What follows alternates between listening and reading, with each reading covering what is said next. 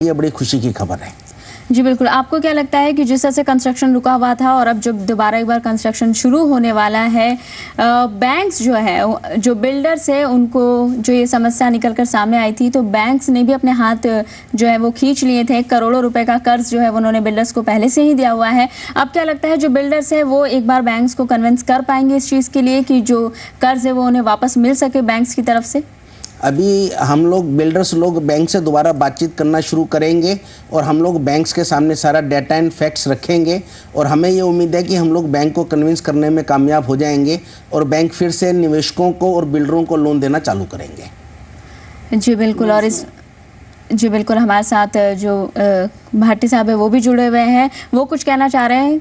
मैं ये कहना चाह रहा था कि ग्रेटर नोएडा के जिस क्षेत्र में बिल्डर्स काम कर रहे हैं, जिस एरिया का शोर मच रहा है कि एनसीआर प्लानिंग बोर्ड से परमिशन होगी, उसमें पतवाड़ी, साबेरी और चक साबेरी 3 गांवों का अधिग्रहण ऑलरेडी रद्द हो चुका है। और मैं समझता हूं कि इसमें 2 दर्जन से ज़्यादा प्रोजेक्ट बिल्डरों के यहाँ हैं। तो वो किस बिना पर काम करेंगे जबकि अथॉरिटी और स्टेट ने अपनी एसएलपी दायर करी है। 19 जुलाई को पतवाड़ी का अधिग्रहण रद्द हुआ है। चक साबेरी के खिलाफ कोई अपील दायर नहीं हुई है। साबेरी की ऑलरेडी इनकी जो अपील थी वो खारिज हो गई और विद कॉस्ट खारिज हुई। 10 लाख रुपए जिन पे जुर्माना लगा। तो मैं समझता हूं कि आधे से ज्यादा प्रोजेक्ट की जिस लैंड पर है वो तो जमीन का अधिग्रहण रद्द हो चुका है और बाकी जो 2-3-4 गांवों का मामला है उसमें सुप्रीम कोर्ट में मैटर पेंडिंग है। दूसरी चीज कि एनसीआर प्लानिंग बोर्ड ने ये कंडीशन के साथ पास किया है नक्शा एनसीआर प्लानिंग बोर्ड का कि उसमें जब तक सुप्रीम कोर्ट द्वारा जो रिट डली हुई है उनका अंतिम निस्तारण नहीं हो जाता तब तक यहाँ कोई निर्माण कार्य उस लैंड पर नहीं होगा।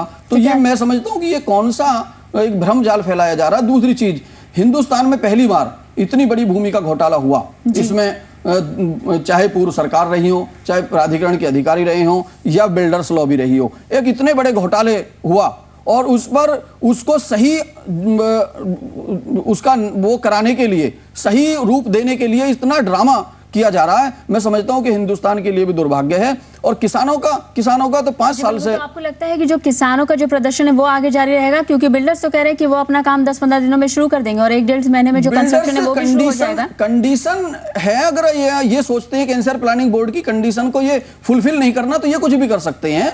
मैं समझता हूं किसान का आप देख रहे हैं, मेरे सामने भी दिखाई दे रहा, आपको भी दिखाई दे रहा किस तरीके से विरोध प्रदर्शन हो रहा है, पुतले फूके जा रहे हैं किसान। और जो लोग ये कहते हैं कि भी किसान खुश हो रहे हैं, मैं समझता हूं कि उनकी हो सकता कुछ ऐसे लोगों से मुलाकात हो गई हो जिनको जानकारी नहीं हो या वो लोग कहीं ना कहीं उनसे उनकी उठबैठ हो गई हो, इस वजह से ऐसा कुछ नहीं है। किसान अगर सुप्रीम कोर्ट अगर मान लीजिए खुश होते तो मैं समझता हूं सुप्रीम कोर्ट जाने का मैटर एनसीआर प्लानिंग बोर्ड की वजह से तो कोई किसान सुप्रीम कोर्ट नहीं गया कि एनसीआर प्लानिंग बोर्ड की परमिशन दे दीजिए और किसान इसलिए सुप्रीम कोर्ट जा रहे हैं। आपकी बात आगे भी जारी रहेगी हमसे और यहाँ पर हम लेंगे एक छोटा सा ब्रेक के बाद जल्द हाजिर होंगे हमारे इस खास पेशकश में।